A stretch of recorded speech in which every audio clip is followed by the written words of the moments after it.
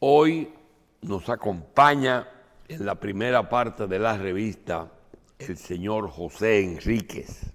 José Enríquez, conocido como Piccolo, intelectual y ocoeño. Tiene a su cargo, que se ha puesto él, de difusión de los valores de Ocoa.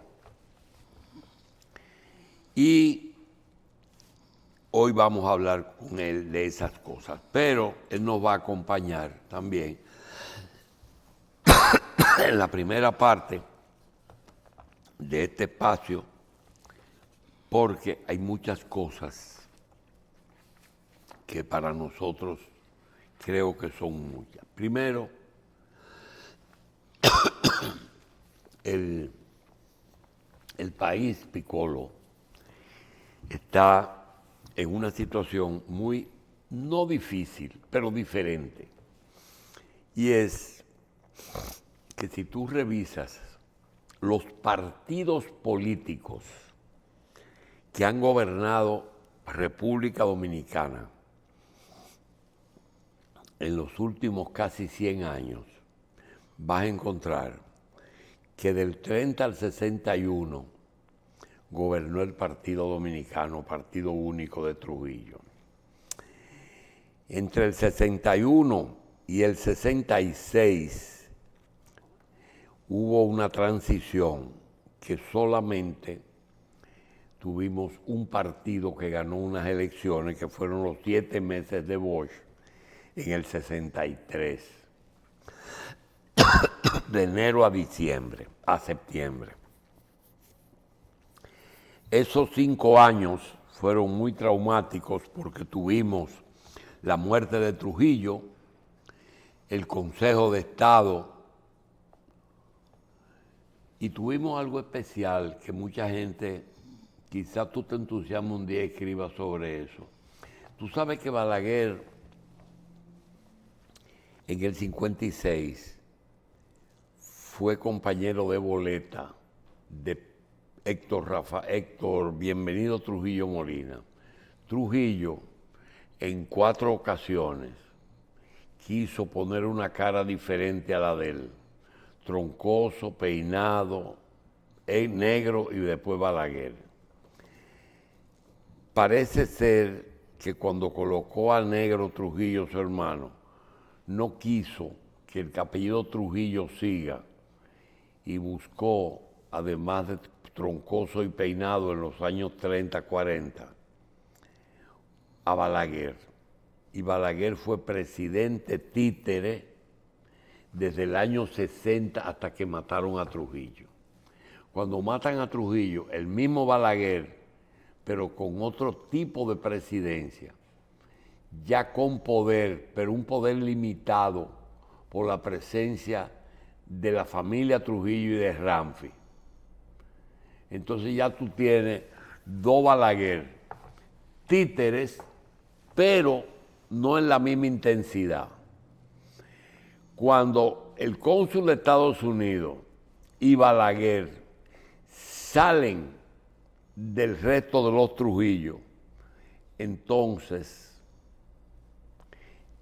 Balaguer ejerce la primera presidencia con todos los poderes, pero la tercera, porque fue vice de negro, presidente títere de Trujillo, presidente títere de Ramfi y después presidente de verdad.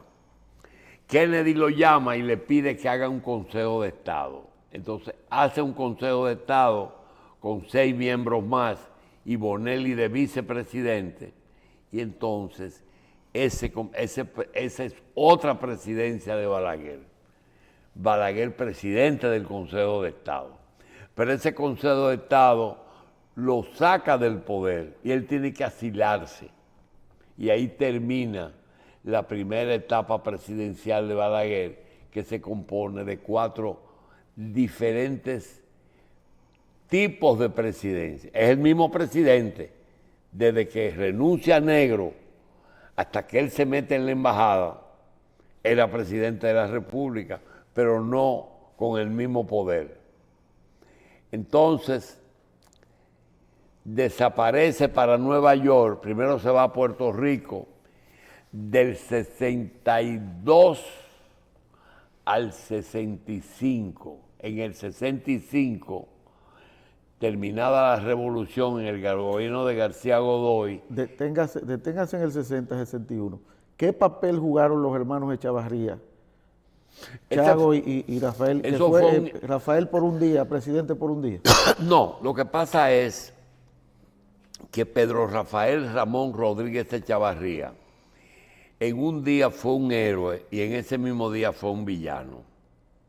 Porque junto con Balaguer, él sacó casi por la fuerza todo lo que significaba el trujillismo político con poder. Sacó a los militares de Trujillo y sacó a los Trujillo con Balaguer, pero él fue que lo hizo. Se convirtió en un héroe. Pero al poco rato, él quiso asumir el poder. Entonces, se vio que no hizo ese acto por patriotismo, sino por un interés político. Dejó de lado a Balaguer y quiso asumir. Y ahí mismo, entonces, fue deportado. Ese fue el papel de Rodríguez Echavarría. Pero eso ocurrió en un solo día, o en 2 días. Sin embargo, la acción de Pedro Rafael Ramón Rodríguez Echavarría fue encomiable porque ese fue un problema que nadie se atrevió a asumir y él lo asumió. Sacar todo lo que eran los Trujillo que tenían. En ese momento Ramfi era secretario de Aire, Mar y Tierra. Balaguer no podía con él. Inclusive recibió la visita, la primera visita que hicieron los miembros de la avanzada de Bosch, cuando Bosch manda a Ramón Castillo, Nicolás Silfa y Ángel Miolán, los envía para hablar con Balaguer y con los Trujillo, para ellos venir. La avanzada, quien la recibe es Ramfi. Y era realmente el poder. Ramfi comete el error, 2 errores garrafales. Públicamente dice que a este país no hay que darle, sino que ofrecerle. Y eso se difundió mucho. Y lo otro fue que fue a la cárcel, se llevó a todos los que sobrevivían de la muerte de su papá, se lo llevó a la Hacienda María y lo fusiló él mismo. Y después cogió un avión y se fue. Entonces, esa posición, tuvimos 30 años de Partido Dominicano, 7 meses de PRD, entonces tuvimos Partido Reformista del 66 al 78, que eso lo viviste. También tuvimos PRD del 78 al 86, 2 gobiernos del Partido Revolucionario Dominicano. Tuvimos Partido Reformista de nuevo 10 años, del 86 al 96. Tuvimos PLD del 96 al 2000 y del 2004 al 2020. Y tuvimos PRD del 2000 al 2004 con Hipólito Mejía. Esos son los partidos. Ahora, tuvimos en el 2020 un híbrido, porque resulta que los 2 grandes partidos se dividen. El PLD se divide con la Fuerza del Pueblo y el PRD se divide con el PRM, con una diferencia. En el PRM la mayoría se fue del PRD. En el la fuerza del pueblo, la minoría se fue con Leonel. Entonces, la gran interrogante, que es el comentario, es, en el 2028, ¿quién va a ganar? ¿El PRM, la fuerza del pueblo o el PLD? El presidente Abinader tuvo una visión interesante que yo no me di cuenta. Y es que yo entendía que el presidente Fernández le había facilitado la llegada al poder a Luis Abinader y al PRM, dividiéndole el PLD y dejándolo tranquilo 8 años a cambio de que lo deje para el 28. Pero parece que no es así. Lo que me confundió fue que vi que Leonel tenía unas buenas relaciones con el presidente Abinader y que Hipólito Mejía tenía unas buenas relaciones con Danilo Medina. Entonces eso me confundió un poco, pero parece ser que aquella reunión que el presidente, y si algunos se la criticaron, hay 2 cosas que le han criticado mucho al presidente. Uno fue el que desde que ganó reunió a los precandidatos y le dijo, miren, es muy temprano para arrancar campaña. El que se quiere postular, que posponga sus aspiraciones o que deje el cargo. Y la otra fue decir y ponerle candado a la reelección, teniendo la Constitución un contenido de que dice que no solamente eran 2 periodos. Eso hace ahora que para el 28 uno tiene ahora que ver que si es verdad que Leonel está corriendo solo, también es verdad que es muy temprano. Y salir muy temprano a veces es bueno, pero se le puede gastar el discurso. 4 años de oposición, él solo. Ha tratado de que él y el hijo casi se vean como que están compitiendo. Y no hay un liderato como existía en el pasado. Un papel que él pudo asumir fue el de mediador y lo rechazó y lo está haciendo como participante. Así es que no sé realmente cómo viene el 28.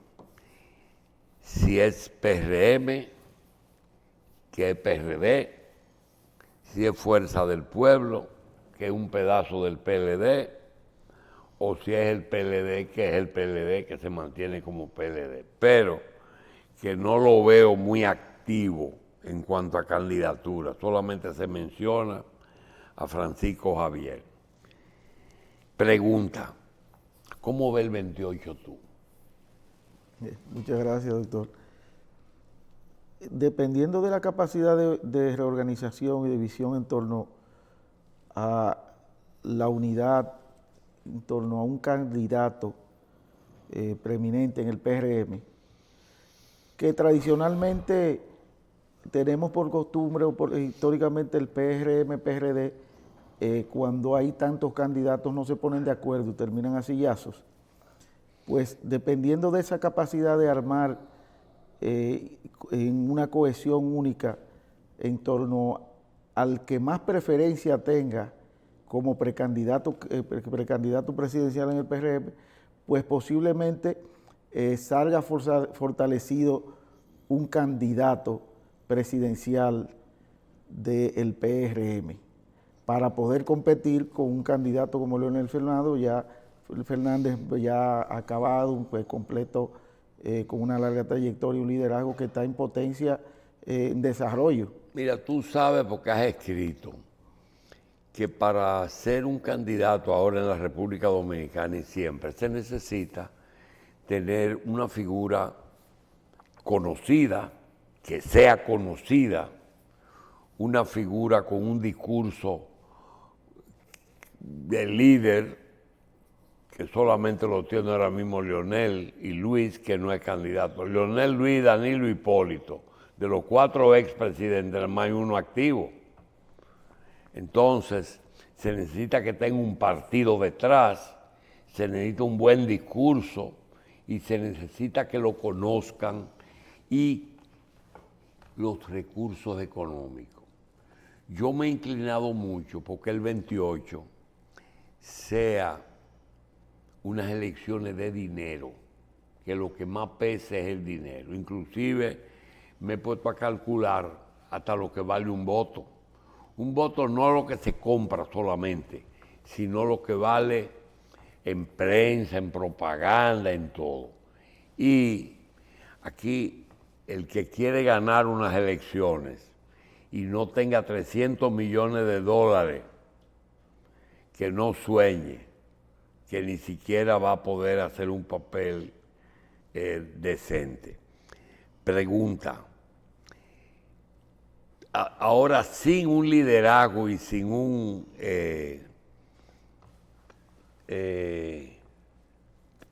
hombre conocido, sino una cantidad de jóvenes que aspiran en el PRM, ¿tú consideras que el dinero será lo que más va a prevalecer para el mayo del 28? Es determinante, se quedó demostrado. Más que ahora, nunca. Quedó demostrado en las municipales y en las congresionales. Quedó demostrado.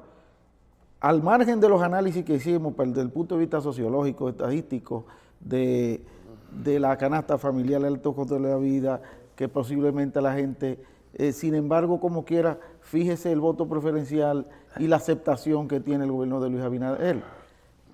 Y lo que parecería que en determinados momentos pues, podría ser determinante el estómago para un voto. Sí, pero fíjate como tú dices, en el 24 Abinader corrió solo, porque fue muy poca la mella que le pudo hacer Leonel Fernández. Pero en el 28 uno ni sabe quién va a correr, porque te están hablando de una dinastía que ha surgido en política, que dice el padre y el hijo. El nepotismo de la política de los últimos así años. Que se llama. Pero recuerde que con Abinader él aplicó la misma medicina, le aplicó la misma medicina que aplicaron los gobiernos del PLD. En todas las provincias, vimos como grandes líderes, por ejemplo, como en San José de Ocoa, grandes líderes del PLD se pasaron en una alianza para apoyar la reelección de Abinader. Y ahí todavía, ahora hay escándalos todavía de gente que está en nóminas, en nominillas, en supernóminas, con botellas, botellones, de gente que negociaron el apoyo a la reelección de Luis Abinader. Dando el salto transfuguista del Partido de la Liberación Dominicana, hubo de otros partidos, incluyendo hasta el del PRD, de Miguel Vargas, para apoyar la elección de Luis Abinader. En un abanico de una coalición que logró, que está dando lecciones de lo que ha sido la cultura política de estos últimos 30 años, como parte de la partidocracia mayoritaria de estos partidos. Los precandidatos del PRM se disgustan con nosotros porque nosotros decimos que el que tiene el camino solo, tranquilo, sin responsabilidad, sin solucionar problemas, es Leonel Fernández. Pero que la gente del gobierno, que son media docena con posibilidades de ser candidato del PRM, no se han preocupado por hablar. Ayer por fin la vice habló y fue muy clara. Yo nunca, algo dijo, pero lo más importante que dijo fue que ella es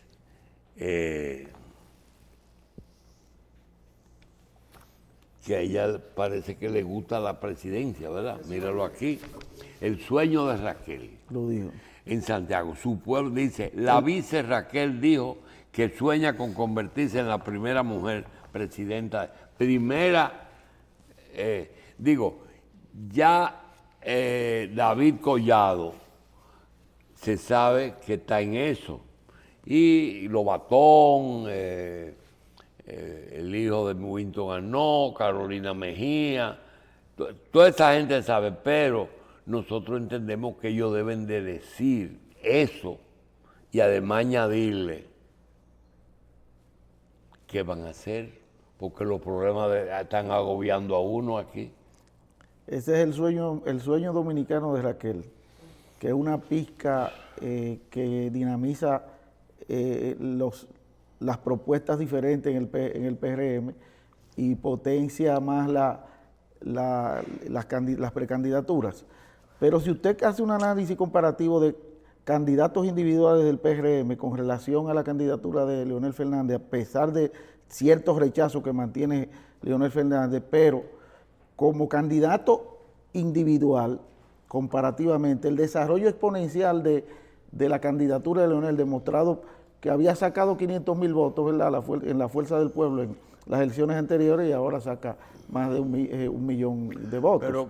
Pero si lo compara individualmente con las candidaturas y el desarrollo, aún la candidatura de Raquel Peña no puede establecerse de forma individual. Ahora, como seguro, partido...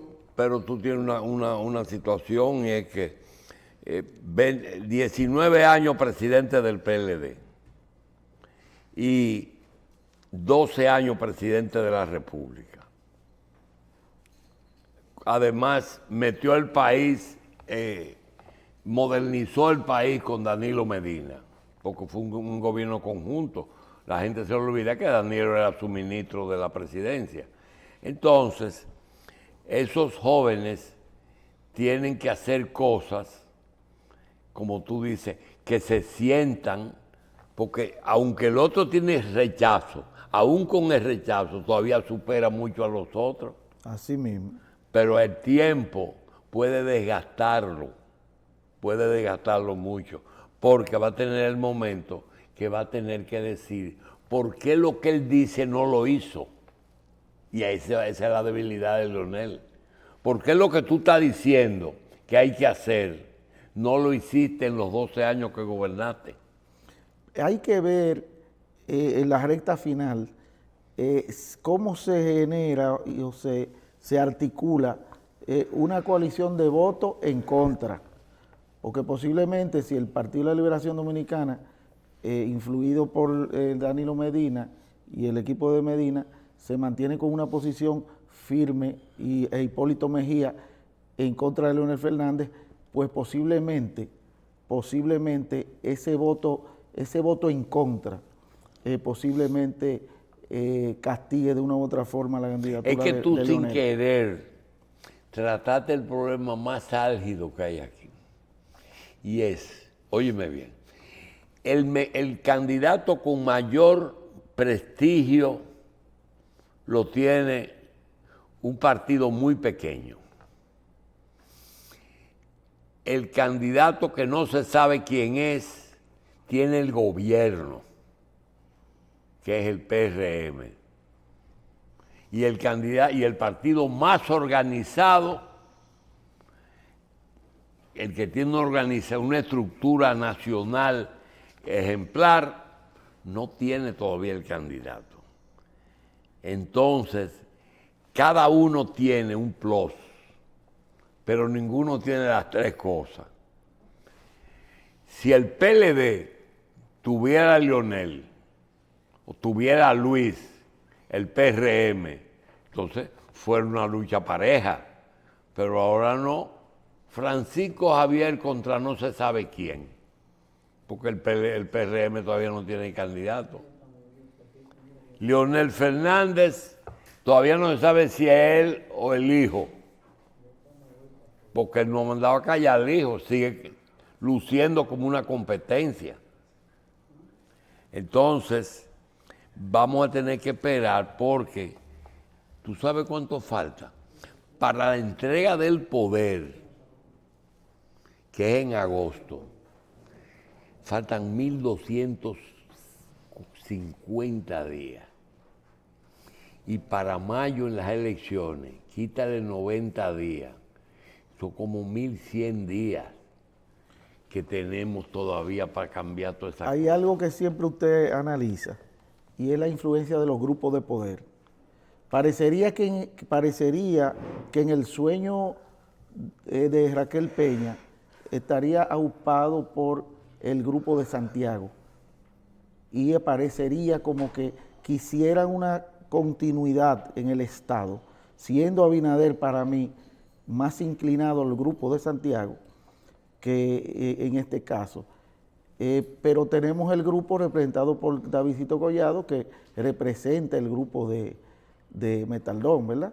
De los Vicini. O sea, se trata también de un forcejeo de poder que puede estar determinado por lo que usted dice, por el dinero. Sí, pero eso es en el PRM. Yo me pregunto, esa exhortación que le hizo Luis Abinader a su gente, dice, miren, el que gane una convención debe ser apoyado por todos los otros. Yo te pregunto, si David Collado, que no es asimilado por el PRM, sino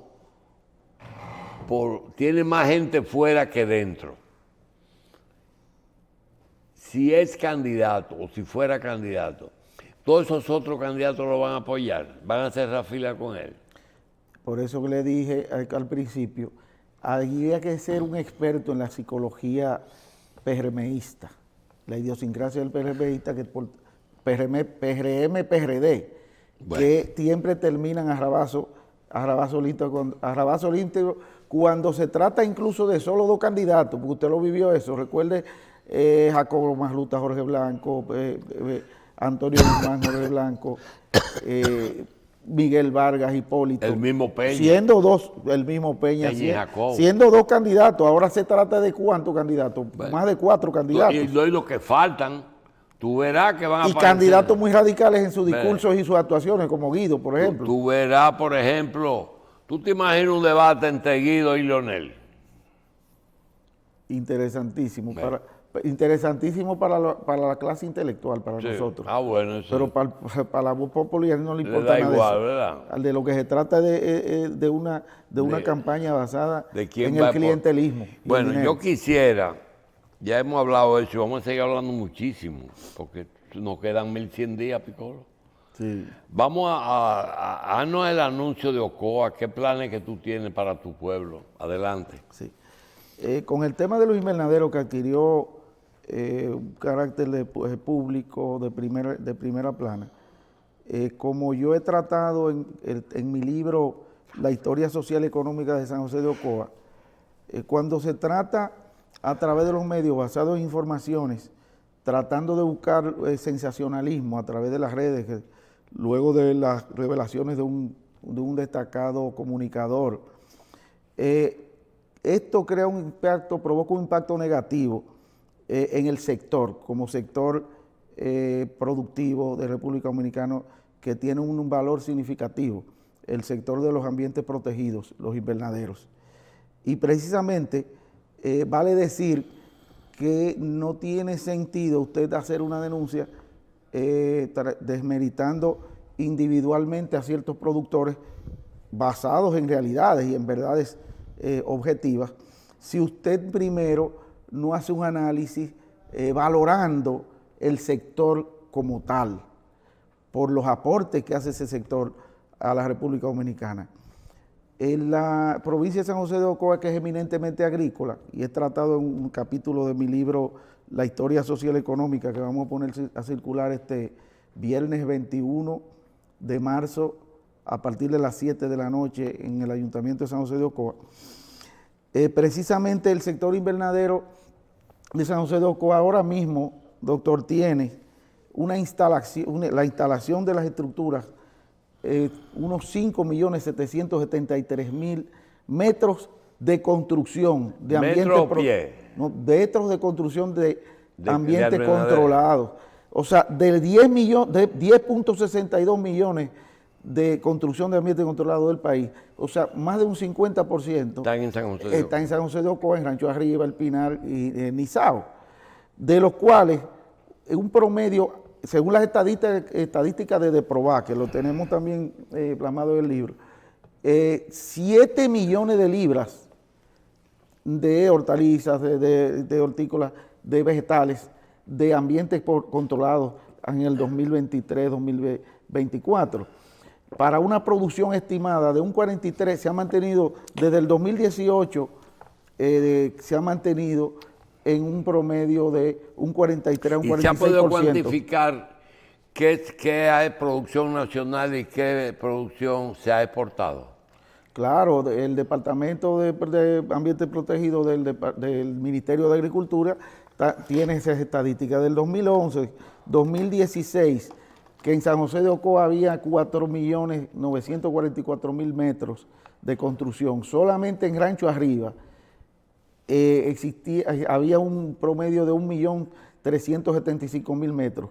Y al 23 aumentó a un 22-23 a 3 millones. Claro, los fenómenos atmosféricos impactaron negativamente en la estructura y hubo un decrecimiento. Pero se llegó en 2018-2020 a nivel nacional a 11 millones de metros, constituyendo San José de Ocoa la provincia con un 45%, pero en cuanto a estructura ya un 50 y pico por ciento. Ese es el valor que tiene el sector de invernaderos o ambiente protegido de San José de Ocoa a la República Dominicana. En ese sentido, por eso justifico el otorgamiento de la tasa cero, que eso fue anunciado por el presidente Abinader, ustedes recuerden el Festival del Café de Polo Paraíso, a principios de su primer gobierno, anunciando la tasa cero para los caficultores, los aguacateros e invernaderos. Y se otorgaron unos 1.200 millones de pesos a los invernaderos, de lo cual yo digo que deberían ser más, deberían ser 3.000 millones de pesos para auspiciar el desarrollo agrícola sostenible, siendo esto un renglón generador, exportador, generador de divisas para el país, generador de empleo, pero además que contribuye a la seguridad alimentaria de República Dominicana, porque los de rechazo, como le llaman, los productos agrícolas de rechazo o de segunda, van al consumo nacional, al mercado nacional, y los otros para exportación. Entonces, debieron ser unos 1.200, 3.000. De lo que se trata es que lo que se ha criticado es cómo se han conseguido esos préstamos favoreciendo a compañeros, compañeritos, y para comprar conciencias en las campañas electorales, que eso es parte de la tradición histórica de la República Dominicana. Se ha utilizado, vale resaltar, doctor, al Banco Agrícola como un instrumento político al servicio de las campañas electorales para comprar conciencia de los opositores, para beneficiar a los compañeros de partidos de los gobiernos de turno, utilizándolo como instrumento político. Y esto, dentro del marco del decreto de la tasa cero, que debió orientarse principalmente para la distribución de recursos justos para medianos y pequeños agricultores, pues lo que se critica y que rayaría con la ética, aunque tomar un préstamo no es delito, pues si usted se lo da, usted lo coge, si a mí me lo da, lo tomo. Es el banco que debe aplicar los procedimientos. Y han cumplido, Han cumplido, es que esto es parte, en el gobierno de Danilo Medina, ese mismo grupo de los productores... No, digo, todos estos metrajes que se han hecho de invernadero con financiamiento, esa gente han pagado. Sí, ellos pagan, ellos han pagado, pero tienen la oportunidad de que cada gobierno nuevo le da la oportunidad de reengancharse con facilidades. Pero estos productores son auténticos productores y de larga data, que no se han beneficiado solamente de tasa cero en este gobierno, sino en el mismo gobierno del presidente Medina, por ejemplo, opositores como grandes productores, como ese mismo Manuel Peralta, que es un auténtico productor, el esposo de la gobernadora, que quisieron desmeritar como empresario agrícola, y Ambiori Rossi, uno de los principales productores de agropecuarios de invernaderos de calidad, en el Pinal, que fue alcalde del PRM cuando Danilo Medina, fueron beneficiados también cuando Danilo Medina. Porque es como digo, que en todos los gobiernos el Banco Agrícola ha sido usado como instrumento político. Y por eso es que yo planteo que eso hay que cerrarlo. Y pasarlo a un fideicomiso, alianza pública, como quiera que sea. Le busquen las figuras que sean fondos de inversión o a la banca privada. Porque si pasaran por el sedazo del análisis de crediticio de una banca privada, aseguro que no tuviéramos escándalo. Y esos grandes empresarios agrícolas no tuvieran que estarle lambiendo el polvo, por no decir la parte donde la espalda pierde su nombre, a los políticos, a los presidentes, para conseguir préstamos. Y esto es parte de esta cultura de la descomposición política que tradicionalmente ha habido en estos últimos 40 años en la República Dominicana. Entonces, ¿hay algún evento que tú tienes preparado entre aguacate y arepas? Sí, tenemos la tertulia de la arepa, como yo le llamo, porque expone quizá el producto gastronómico más importante y típico de San José de Ocoa, que es la arepa típica ocoeña.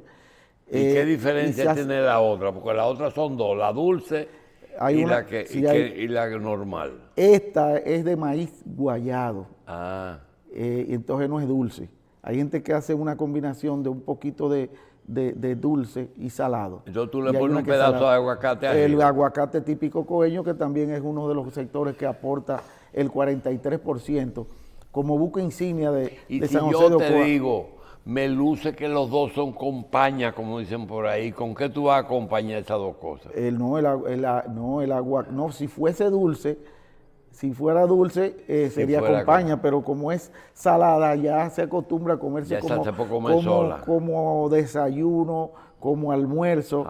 Claro, y entonces siempre a la ocasión para hacer unos eventos culturales. ¿Y va a haber un festival? Nos lo tenemos, además de eso, una participación artística y la puesta en circulación de los libros, este libro de Heterónimos, como mi nuevo libro. ¿El tuyo? De género literario. ¿Cómo le llama? Heterónimos de Piccolo. Y los haikus intramuros. Esta modalidad. No me di cuenta que teníamos heterónimos. Hay dos libros en uno. De esta parte son los heterónimos y de esta otra parte los haikus intramuros. Vamos a ver. Aquí tenemos Heterónimos de Piccolo, Paul Voltaire y Arthur Rimbaud. Pero del otro lado tenemos a Haiku Intramuros. ¿Qué es esto? Sí, los haikus intramuros. Aquí. El haiku es un género poético originario de Japón, que se compone de un verso de... Pero es lo que está en las ruinas de San Francisco. Sí, porque el contenido, los haikus se refieren, pues por eso, inspirado en la ciudad Intramuros. Y el contenido es inspirado en la ciudad Intramuros, entonces se compone de un verso de 7 sílabas, 5 y 7. Tiene una métrica como la décima. O sea, tiene que tener 7 sílabas, 5 y 7. Bien. Pero los heterónimos de Piccolo son interesantes. ¿Y cuándo esto va a estar en circulación? El 21, viernes 21. ¿Allá o aquí? Allá en el Ayuntamiento de San José de Ocoa, en el Salón Luis King, invitando a todos los ciudadanos de San José de Ocoa y a todos los ciudadanos. ¿Y el otro libro que tenemos? ¿Cuál es de heterónimo, interesante, porque son unas narrativas, unos cuentos cortos. Es una especie de género narrativo que uno de los grandes pioneros fue Antonio Machado, apócrifos y complementarios, que basado en la creación de personajes ficticios. Pero en este caso, Piccolo no es un personaje ficticio, porque Piccolo, ¿quién es Piccolo? Piccolo soy yo. Entonces Piccolo, basado en diálogos de Piccolo con personajes de la historia como Sócrates, Sigmund Freud, el Che, y esos literatos o escritores poetas como Rimbaud y Verlaine, en un diálogo de una relación homosexual de esos dos poetas. Entonces se narra toda esa situación, incluso... Sí, pero que aquí tú debutas porque yo no sabía que que tú escribes en verso, siempre leía tus obras en prosa. No, usted se le olvidó que el primer... Yo no sabía que mi amigo era poeta. No. Conozco divas que se aman y frotan sus bellos vientres. La vida virtual pervierte las costumbres de los géneros. Ay, papá. Esta perversión que estamos viviendo es inhumana. Qué activo estás, qué actualizado. ¿Te gusta? Porque sí. Eso está ahí con los valores tuyos, que ataca a los LGTBI. No, pervierte la gente moderna. Seguro. Si tú la amas, besa y abrázala. Y hija de Levos, ama a las féminas, Dios lo permite. Manieles Levos, paraíso de frines, de amor libre. Vamos a dejar esto para después que hacer un programa especial con este libro. Pero que usted no recuerda. Sobre Intramuros tengo un comentario, pero después que tú me hables del otro. Recuerda que tú me decías, es que tú no te recuerdas, pero yo te hice un daño a ti cuando chiquito. Porque cuando yo empecé la revista, siendo un jovencito de 16 años, el primer libro de poesía fue en Caña Brava. Sí, que se hizo. Sí, que se hizo. Fue un librito de poesía, gracias a ti que me lo publicaron. Entonces, en torno a este, que es la historia social y económica de San José de Ocoa, es un aporte histórico, bibliográfico para la República Dominicana y en particular para San José de Ocoa. Se resumen los 6 aportes fundamentales. Historia social y económica de San José de Ocoa. Rancho Arriba, Sabana Larga y San José. Esos son los 3 municipios, ¿verdad? Sí, los principales de los invernaderos y aguacates. Sí. Pero los 6 aportes fundamentales de San José de Ocoa a la República Dominicana, siendo una provincia de 60,000 habitantes y con un área de 800 kilómetros cuadrados, es que en el sector, por ejemplo, cafetalero, que es histórico, recuerde que el Café Ocoa ocupó un lugar fundamental en la Bolsa Internacional del Café. Cuando Fongamundi se instaló en la década de 1930, luego Indubán, que produce, por ejemplo, el Catimol y otros tipos de café, 6,000 cajones por hora de café, que todavía ocupa un lugar significativo. Pero tenemos también el sector aguacatero que comercializa el 40-43%, según los últimos datos del Departamento de Fruticultura, dirigido por Eulalio Ramírez y Gilberto Lozando. Creo que viene hoy, Laurio. Bueno, por Gilberto Lozando, según esos datos, de un 40 a un 43% para la exportación de aguacate y para el mercado nacional. Bien. Pero también tenemos el campo abierto, que las hortícolas de la horma producen el 30% del consumo del mercado nacional agropecuario.